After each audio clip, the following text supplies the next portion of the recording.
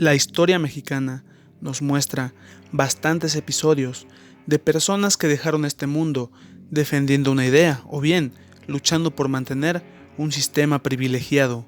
Muchas personas dejaron su vida en los campos de batalla, mientras otros fueron condenados de acuerdo con la ley de su época. Unos más vieron cómo su existencia simplemente era cegada en el momento que menos lo esperaban, mientras que algunos simplemente dejaron este mundo en su lecho, debido a motivos de salud o a causa de su avanzada edad. Sin embargo, existen historias de personas de las que simple y llanamente no se supo más, de un momento a otro, como si hubiesen desaparecido. De modo que, en esta ocasión, Gallo Sócrates te presenta Desaparecieron en México. La historia de Nelly Campobello es bastante peculiar. Se sabe que nació durante el año de 1900 en Durango. Durante su infancia y adolescencia vivió en Chihuahua, durante la época en que aquel estado se vio afectado por la lucha entre Francisco Villa y Francisco Murguía. Sabemos que Nelly conoció a muchos militares de ambos bandos y con el paso de los años aquellas experiencias fueron plasmadas en el famoso libro Cartucho, en el que la autora nos cuenta aquellos episodios acontecidos en Chihuahua bajo la óptica de una muchacha que apenas dejaba de ser una niña. Ya para 1923, cuando había cierta estabilidad y paz en México, Nelly se interesó por el baile y terminó convirtiéndose en una coreógrafa con gran talento en el ballet. Durante 1937 se convirtió en directora de la Escuela Nacional de Danza hasta el año de 1984. Fue en ese mismo año cuando sucedió algo más que extraño. Sus conocidos dejaron de verla en los sitios que solía frecuentar. Se percataron de que solo había desaparecido. Nadie volvió a saber de ella hasta 2 años después.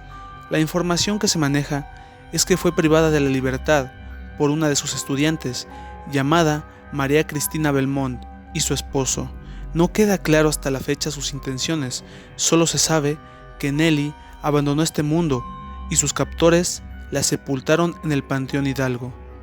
Lo más lamentable fue que sus familiares y amigos ni siquiera pudieron despedirse de ella. Simplemente, después de 2 años de ausencia, supieron que su partida había sido definitiva. Durante un 24 de junio de 1842, nace en Ohio, Estados Unidos, Ambrose Bierce.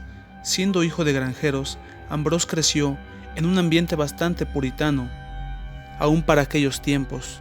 Durante su adolescencia, buscó librarse de aquel ambiente opresor y terminó en un tipo de noviazgo con una mujer de más de 70 años, a quien consideraba educada y culta.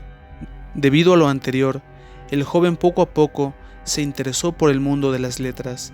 Durante el conflicto de secesión estadounidense, Ambrose se enlistó en la milicia, combatiendo en algunas batallas y campañas significativas. Se casó en 1871 y tuvo 3 hijos. Lamentablemente, se separó en 1888 al saber que su esposa se escribía con un supuesto admirador. Ya para 1884, finalmente se separó de forma legal. En ese entonces ya era un escritor conocido. Destacó en el campo del periodismo y el cuento. Siendo el año de 1913, se enteró del conflicto armado que tenía lugar en México entre los sublevados y el gobierno encabezado por Victoriano Huerta, de modo que en diciembre de ese año abandonó su país y llegó a México, uniéndose al ejército de Pancho Villa, simplemente como un observador. Llegó a Chihuahua y ahí desapareció. Nunca se volvió a saber de él. Existen teorías de que cayó en combate o que encaró al mismísimo Pancho Villa. Sin embargo, lo anterior no tiene mucho sentido, debido a que, para aquel entonces, ya era un anciano de más de 70 años, con bastantes problemas de salud y que apenas si se podía mover. Se sabe que unos meses antes de su llegada a México, escribió a uno de sus familiares diciendo que iba a ese país con la intención de dejar este mundo, sujetando las armas o frente al pelotón de fusilamiento, esperando que esa fuese una forma digna de partir. en lugar de caer por los achaques de la edad, la enfermedad o algún accidente. Solo se sabe que desapareció, no hay mayor información.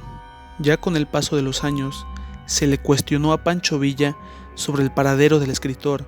Las palabras del Centauro del Norte aludieron al hombre, pero no tenía la menor idea de su paradero, después de los últimos meses de 1913. Si se desea conocer un poco más sobre su historia, se sugiere leer la novela Gringo Viejo de Carlos Fuentes, la cual tiene una adaptación cinematográfica.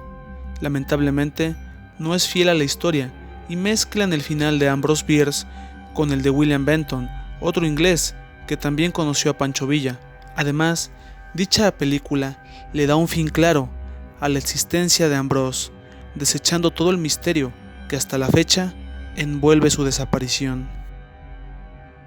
Nacido en Ciudad Victoria, Tamaulipas, un 8 de diciembre de 1947, Manuel Muñoz siempre supo que su destino era la política. Se afilió al PRI, que era el partido oficial en México, y llegó a convertirse en diputado federal a cargo del 7º distrito de su estado natal. Durante el año de 1994 se le acusó de haber participado en un crimen que puso fin a la existencia de un miembro de su propio partido y que además era cuñado de Carlos Salinas de Gortari, de manera que el Consejo Político Nacional del PRI decidió su expulsión y perdió el fuero. La versión oficial indicaba que Manuel Muñoz había financiado el atentado contra Maciú, debido a que éste había afectado de forma directa su trayectoria política. La noche del crimen, es decir, el 28 de septiembre de 1994, acudió a casa de su hermana en la Ciudad de México. Simplemente dejó un cheque por $500,000 que esperaba su esposa podría cobrar. Su esposa habló con él al día siguiente y fue la última vez que tuvieron algún tipo de comunicación. El 4 de octubre de ese año, Manuel escribió una carta a la Cámara de Diputados, admitiendo su culpa y solicitando protección para él y su familia. Solo pasaron 4 días para que se emitiera una orden de aprehensión en su contra. Después de eso, se le perdió la pista. Durante 5 años no se supo de él y en junio de 1999 se le declaró oficialmente desaparecido. No se sabe de él hasta la fecha. Suele comentarse que se le ha visto en San Antonio, Texas, donde aparentemente vive bajo la protección de políticos, mientras que otras versiones dicen que es custodiado por miembros de una organización delictiva, mientras que otros han asegurado que los gobiernos de Carlos Salinas de Gortari y Ernesto Zedillo siempre conocieron su ubicación, pero no tenían interés en localizarlo. Sin embargo, no hay ninguna prueba de lo anterior. Desde el año 2009, la orden de aprehensión en su contra fue prescrita y por lo tanto ya no se le busca por aquellos delitos que se le imputaban. No solo eso, sino que existe otro peculiar episodio que involucra a este personaje, a una vidente y un hallazgo inesperado, pero de eso hablaremos en otro video. Hasta la fecha, Manuel Muñoz sigue desaparecido y pareciera que así seguirá. De ese modo, llegamos al final de este video. Si te gustó, danos un like y suscríbete para más trabajos. Gracias.